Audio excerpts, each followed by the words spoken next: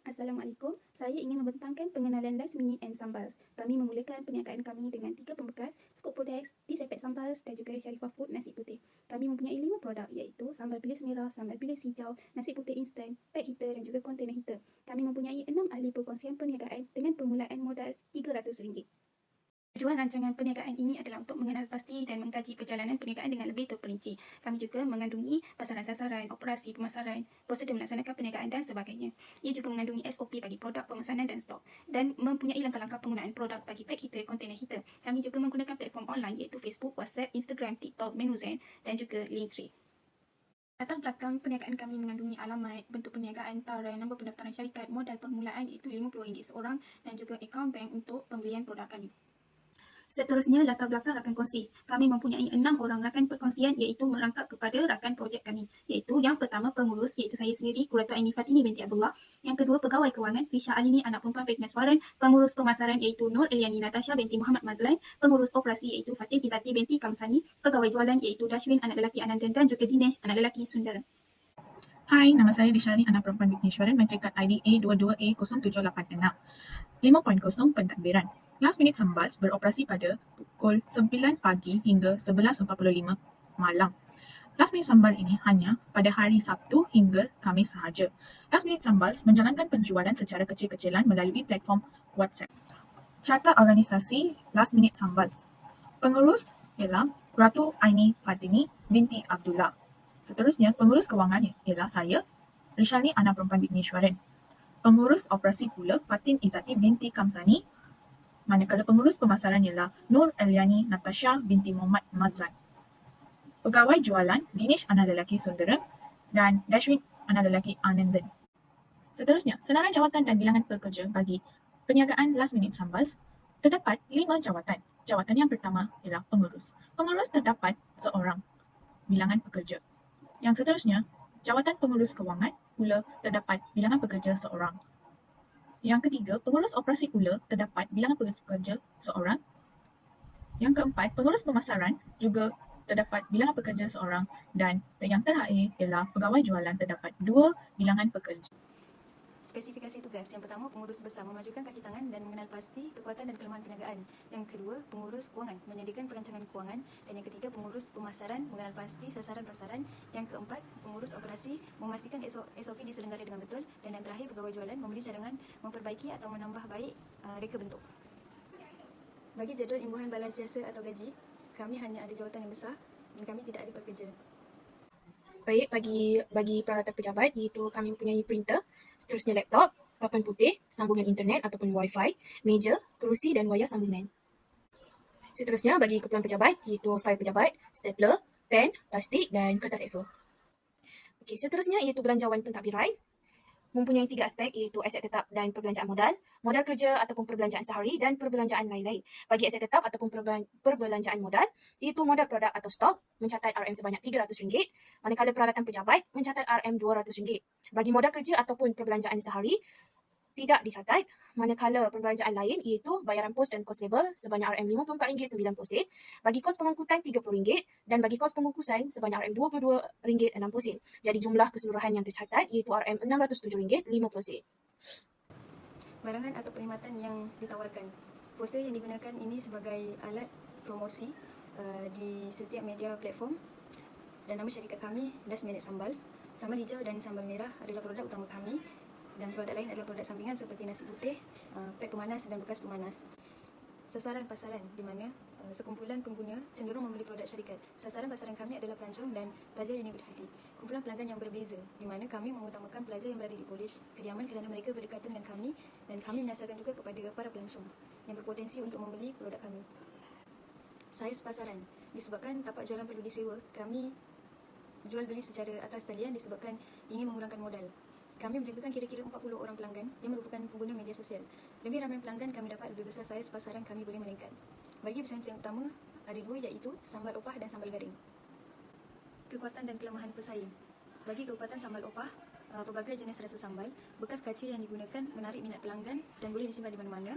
Dan yang ketiga, poster yang membuat pelanggan ingin membeli. Bagi kelemahannya pula, harga terlalu mahal bagi kalangan pelajar dan tidak terkenal. Bagi sambal garing pula, rasa kerangupan ikan bilis dan pembungkusan yang besar. Kelemahan cuma satu perisa saja. Baiklah, kita pergi kepada aspek jualan. Okey, yang pertama iaitu ramalan jualan yang dicatat selama 2 minggu. Bagi minggu pertama, jualan per unit itu sebanyak 55 unit dan jualan bagi jualan set 55 darab RM17 bersamaan dengan RM935. Bagi minggu kedua, jualan per unit itu sebanyak 56 unit dan jualan bagi jualan set 56 darab RM17 bersamaan dengan RM952. Jadi, jadual waktu ini menunjukkan ramalan jualan sambal kami itu last minute dan sambal. Kami juga menyediakan tambahan bekalan apabila permintaan pelanggan melebihi sasaran kami. Baiklah, bagi laporan jualan, kami mencatat laporan jualan selama 3 minggu, bagi 3 minggu. Minggu pertama, yang hanya terjual iaitu sambal bilis merah dan sambal bilis hijau. Yang kedua-duanya hanya 1 unit saja yang telah terjual. Bagi minggu kedua, sambal bilis merah, sambal bilis hijau dan full set budget package telah berjaya dijual, iaitu sambal bilis merah terjual sebanyak 2 unit, sambal bilis hijau terjual juga sebanyak 2 unit dan full set budget package terjual sebanyak 1 unit.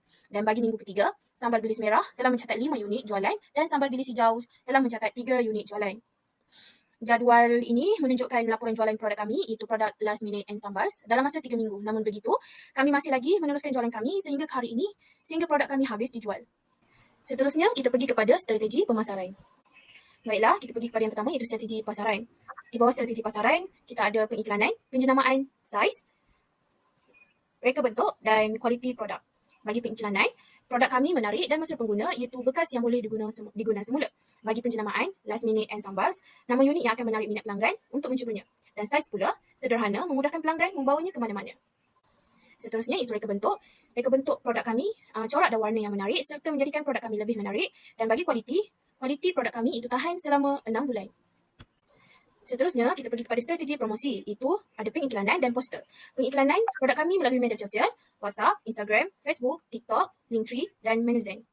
Bagi poster, terdapat maklumat tentang produk kami berkaitan harga dan produk yang ditawarkan.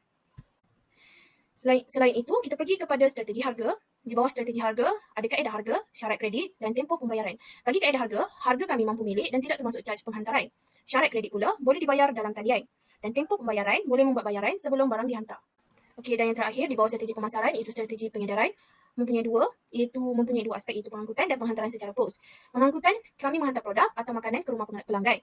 Penghantaran secara pos, penghantaran melalui pejabat pos yang terdekat. Selamat sejahtera semua, nama saya Dashian Anuraki Ananda. Nombor medik saya adalah A22A1276. Sekarang saya akan menjelaskan tentang kedudukan projek. Last minute dan sambal adalah di Not 1501-15200, Kota Baru, Kelantan, dan perniagaan telah dijalankan di rumah hak milik kekal ahli perkongsian perniagaan. 6.0 adalah operasi. Operasi adalah pelan strategi untuk syarikat bagi menjayakan apa-apa kerja. Ia merupakan proses daripada input ke hasil output serta sumber yang akan diperlukan. Nombor pertama adalah carta aliran proses. Carta aliran proses adalah gambar raja yang mewakili proses atau sistem. Ia juga digunakan untuk mendokumen, merancang halusi atau menggambarkan aliran kerja apabila hantar. Mereka merupakan jadual unit pengeluaran atau jam operasi. Dalam pengeluaran per jam, 1 jam kami telah membuat 30 unit. Dalam pengeluaran mingguan, 1 minggu kami telah mengeluarkan 5,040 unit. Dalam pengeluaran harian iaitu sebanyak 262,080 unit tahunan. Dibagikan dengan 365 hari adalah 720 unit harian. Mereka merupakan jadual penggunaan bahan daripada pembekal Disapex. Daripada pembekal Disapex, kami telah menerima sebanyak 7 bahan mentah untuk menghasilkan produk kami. Antara produk tersebut adalah ikan bilis sebanyak 3,000 unit dengan harga RM6, cili kasar sebanyak 2,000 unit dengan harga RM3, bawang besar sebanyak 1,500 unit dengan harga RM3, asam, garam, gula pasir dan gula merah adalah sebanyak 900 unit dengan harga RM2. Jumlah harga yang dibayar kepada pembekal adalah RM37,700. Mereka merupakan jadual tenaga kerja dalam syarikat kami. Kami mempunyai seorang pengurus dengan jumlah gaji sebanyak RM150, seorang pengurus kewangan dengan jumlah gaji sebanyak RM120, seorang pengurus operasi dengan jumlah gaji sebanyak RM110, seorang pengurus pemasaran dengan jumlah gaji sebanyak RM100 dan 2 pegawai jualan dengan jumlah gaji sebanyak RM80. Mereka merupakan jadual mesin dan peralatan. Kami mempunyai 5 mesin dan peralatan untuk menghasilkan produk kami, iaitu barang plastik sebanyak 2,000 unit dengan jumlah nilai RM6,000, kotak plastik sebanyak 1,000 unit dengan jumlah nilai RM2,000, beg plastik 1,000 unit sebanyak RM2,000, mesin pembungkusan 2 unit sebanyak RM600 setiap satu, dan mesin pengandun 2 unit sebanyak RM700 setiap satu.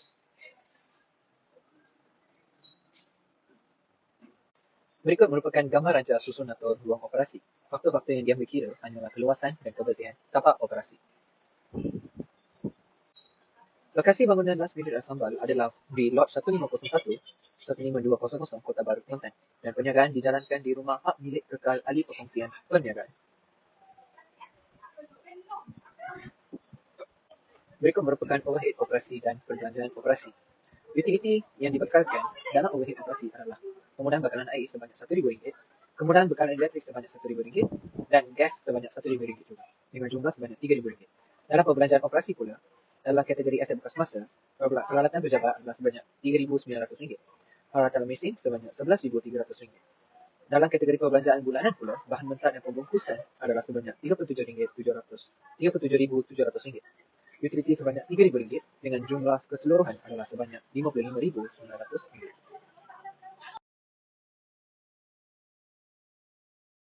Berikut merupakan laporan kewangan bagi projek Last Minute Sambas. Jumlah modal yang digunakan dalam projek ini adalah sebanyak RM300 dan setiap rakan kongsi telah melaporkan sebanyak RM50 dalam projek ini. Dan kita juga mendapat untung bersih sebanyak RM180 melalui projek ini. Dalam projek ini, kita telah menggunakan dua jenis aset, iaitu peralatan pejabat dan peralatan. Jumlah nilai aset peralatan pejabat adalah sebanyak RM3,900 dan jumlah nilai aset bagi peralatan adalah sebanyak RM103 sahaja. Analisis daya maju kewangan.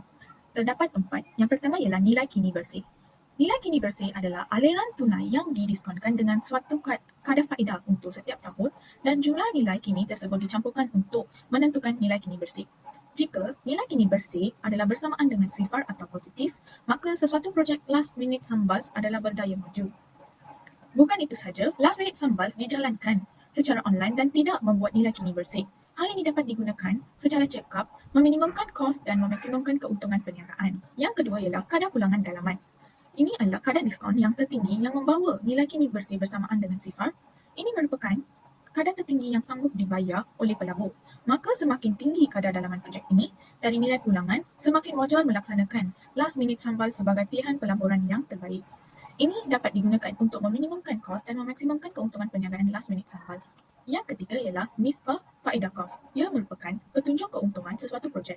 Nisbah faedah kos adalah dikira dengan membahagikan nilai kini jumlah pendapatan dengan nilai kini jumlah kos. Projek last minute Sambals tidak membuat nisbah faedah kos kerana tidak mempunyai nilai kini jumlah kos. Yang terakhir ialah tempoh pulang modal. Ini merupakan tempoh bayar balik modal yang dibiayai pada tahun permulaan projek. Modal akan dipulangkan kepada setiap rakan kongsi mengikut perjanjian rakan kongsi atau sama rata. Ini juga merupakan analisis keadaan di mana syarikat tidak membuat keuntungan atau kerugian. Untuk menentukan daya maju projek, ia bergantung dengan industri tersebut. Jika secara relatifnya, tempoh adalah cepat, maka pelabur mendapat semula wang pembiayaan dengan lebih. Okey, ini adalah slide untuk pelaksanaan e-week. Yang pertama adalah modal permulaan. Modal yang digunakan adalah sebanyak RM300. Modal adalah hasil kutipan dari ahli kumpulan. Stok yang digunakan adalah 20 sambal merah, 10 sambal hijau, nasi putih 15, eat pack 20, kontainer 15. Jumlah stok ialah 80 unit.